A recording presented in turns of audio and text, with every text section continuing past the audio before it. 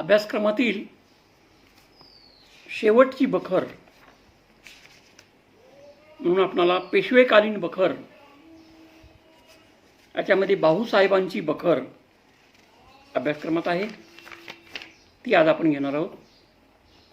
शिवपुरकालीन, छत्रपती शिवाजी राजेकालीन, शिवकालीन आणि त्यानंतर पेशवेकालीन.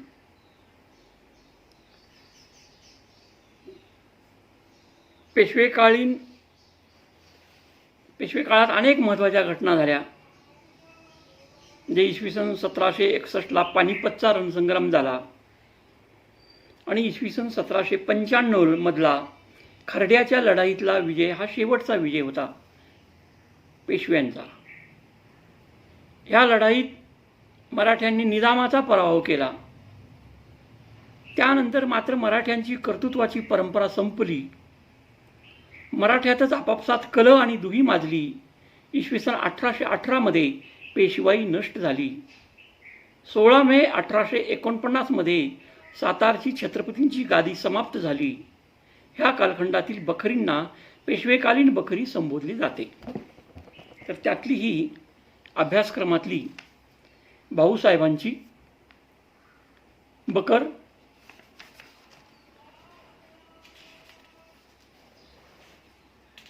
कोण लिहिली ही बखर? तर याचे लेखक आहेत कृष्णाजी शामराव. या अगोदरची बखर कृष्णाजी आनंद सभासद होते, तर हे आहेत कृष्णाजी शामराव. तर पानिपतच्या ऐतिहासिक रणसंग्रामाची ही साध्यंत हकीकत देणारी कृष्णाजी शामराव कृत भाऊसाहेबांची बखर आहे.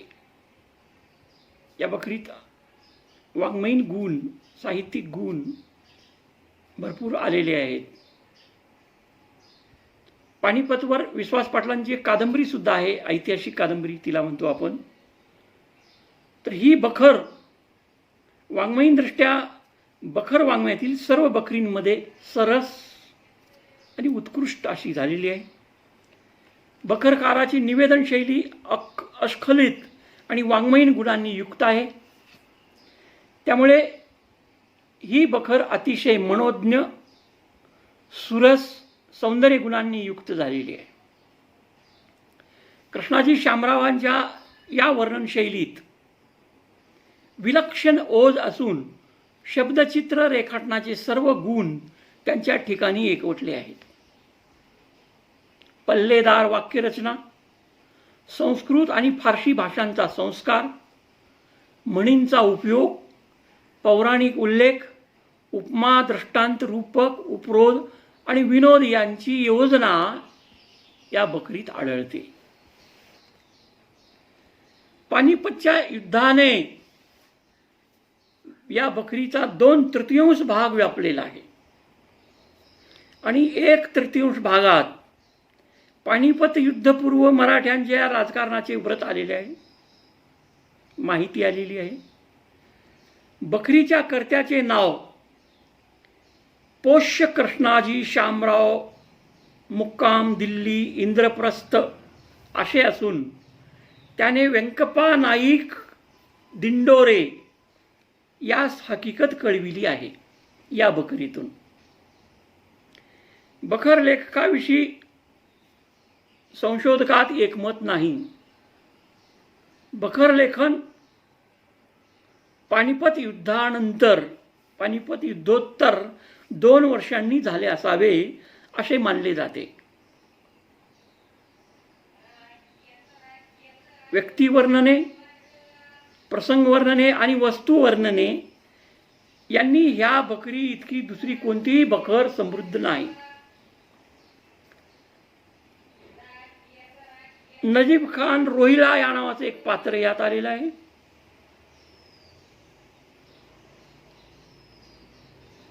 त्यातून त्याचं व्यक्तिचित्रण जाणवतं, व्यक्तिमत्व दर्शन घडतं एक वाक्यातून, त्यातल्या नजीब खानाच्या वर्णनातून, व्यक्तिचित्रणातून.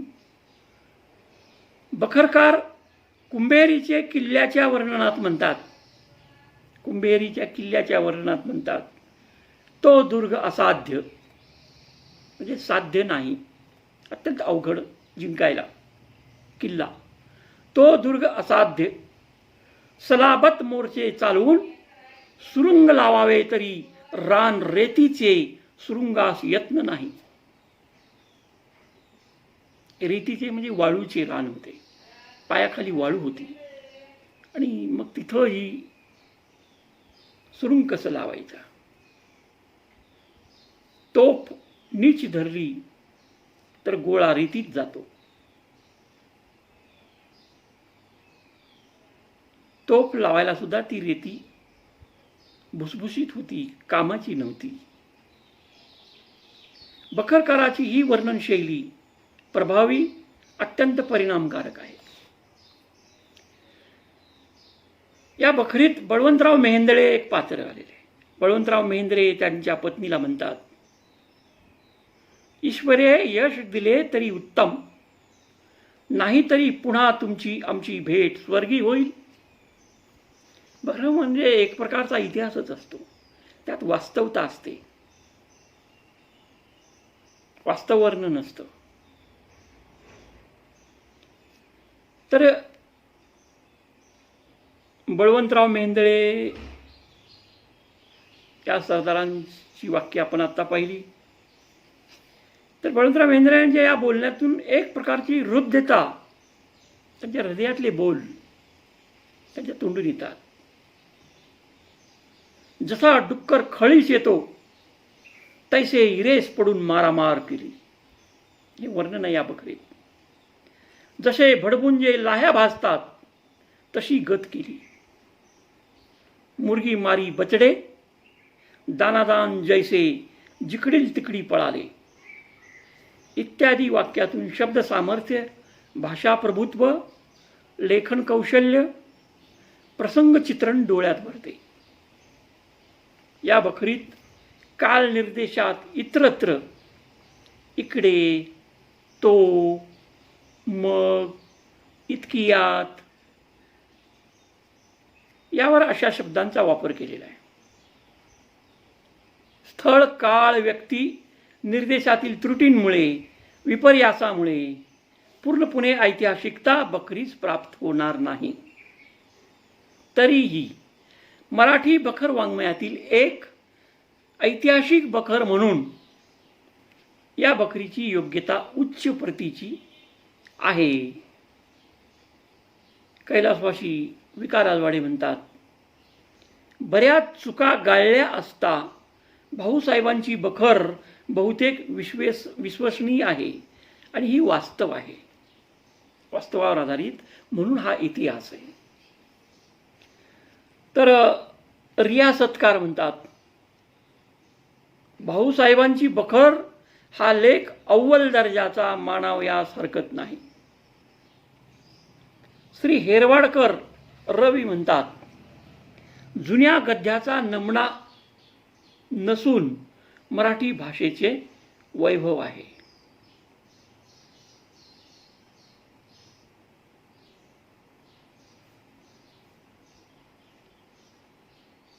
तर अशा प्रकारे मराठी बखर वाङ्मयात महिकावतीची बखर, राक्षसता गडीची बखर, शालिवाहनाची बखर, शिवछत्रपती चरित्राची बखर, 91 कलमी बखर, साष्टीची बखर, बुंदिल्याची बखर, भाऊसाहेबांची बखर, पानिपतची बखर, ब्रह्मेंद्र स्वामी यांची बखर, अशा अनेक इत्यादी जवळपास 140 बखरींची यादी श्री हेरवाडकरांनी दिलेली आहे.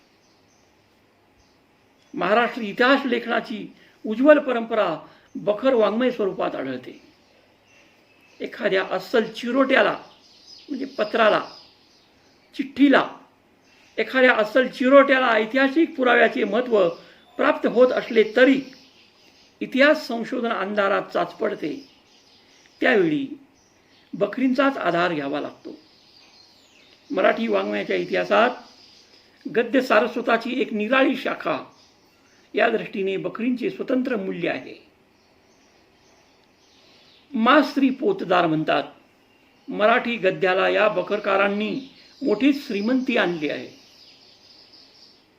आणि शेवटी श्री हेरवाडकर म्हणतात, प्राचीन मराठीच्या निबिड अरण्यात, निबिड म्हणजे दाट अरण्यात, जंगलात, निबिड अरण्यात बखर वाङ्मयाची एक स्वतंत्र पाऊलवाट आहे.